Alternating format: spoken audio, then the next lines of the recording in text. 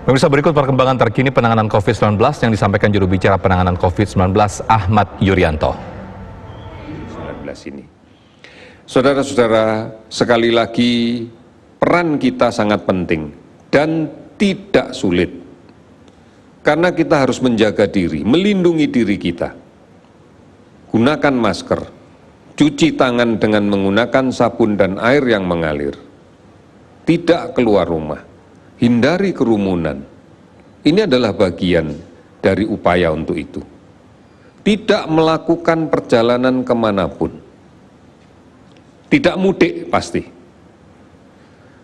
Bisa saja bahwa keluarga kita ada di kota ini, berada di kota kita, tetapi sementara tidak usahlah melakukan silaturahim secara fisik. Karena ini semuanya membawa risiko. Oleh karena itu sebaiknya memang tetap di rumah. Pemerintah telah menyediakan berbagai macam informasi yang bisa kita akses terkait dengan COVID-19. Oleh karena itu, ikuti. Kalaupun ada hal yang perlu ditanyakan, konsultasikan tentang kesehatan kita secara telemedicine. Gunakan teknologi untuk itu. Agar kita bisa tenang menjalankan karantina secara mandiri atau menahan diri berada di rumah. Saudara-saudara, inilah hal-hal yang penting yang harus kita lakukan kalau kita menginginkan dari waktu ke waktu kita bisa mengendalikan penyakit ini. Kita meyakini ini bahwa ini kita bisa lakukan. Berikutnya akan kami laporkan tentang kinerja dari pencatatan perkembangan kasus COVID-19 yang kita catat dengan cut-off time-nya di pukul 12.00 WIB. Sampai dengan saat ini, spesimen yang telah diperiksa sebanyak 178.602 spesimen. Kita sudah melakukan pemeriksaan spesimen dengan TCM, itu sudah mencapai 849 spesimen. Artinya bahwa kasus yang kita periksa seluruhnya sudah mencapai 132.060 orang.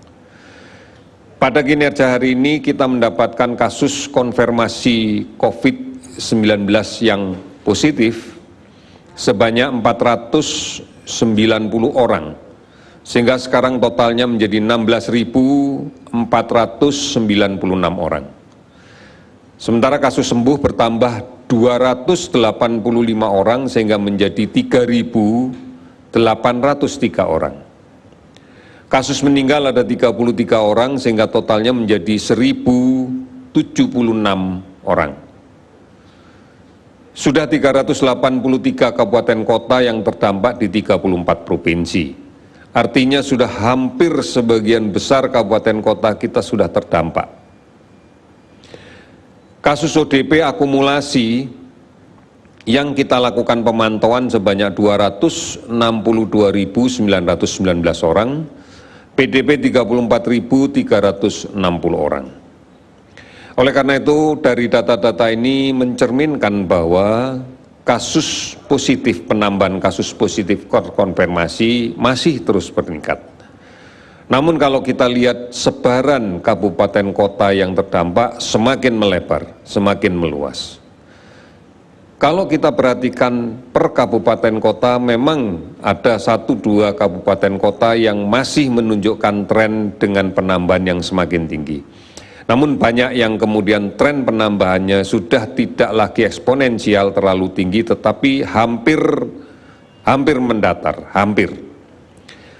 Ini bagi kita sebenarnya tidak melihat itu, tapi melihat bahwa memang kontak dengan kasus positif tanpa gejala masih terjadi. Oleh karena itu mari bersama-sama kita kembali mengingat tentang bagaimana cara mencegahnya ini. Saudara-saudara, mencuci tangan dengan menggunakan sabun dan air yang mengalir minimal di 20 detik, sesering mungkin ini adalah menjadi penting. Karena tanpa mencuci tangan, kalau kemudian kita menyentuh wajah, mulut, hidung, ini akan menjadi risiko yang sangat tinggi untuk tertular. Oleh karena itu, kalau belum mencuci tangan dengan menggunakan sabun, jangan memegang wajah kita. Kemudian gunakan masker. gunakan masker jika keluar rumah, hindari kerumunan, dan apabila sudah kembali ke rumah, pastikan maskernya segera diganti dengan masker yang baru, dan cuci masker yang lama. Kemudian jaga jarak di dalam kontak kita secara fisik dengan orang lain. Ini menjadi penting. Oleh karena itu hindari berkumpul berdekatan. Kalau perlu keluar dan tidak terlalu lama. Oleh karena itu kita harus tetap produktif berada di rumah bersama keluarga kita. Tidak melakukan perjalanan kemanapun dan tidak mudik. Kita tidak pernah tahu di luar siapa yang membawa kuman ini, membawa virus ini.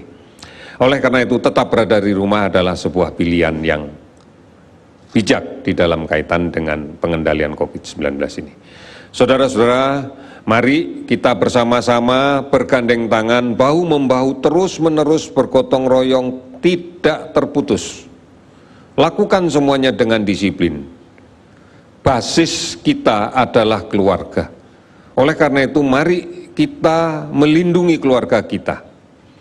Apabila seluruh keluarga di Indonesia melakukan hal yang sama, maka kita akan melindungi negara ini.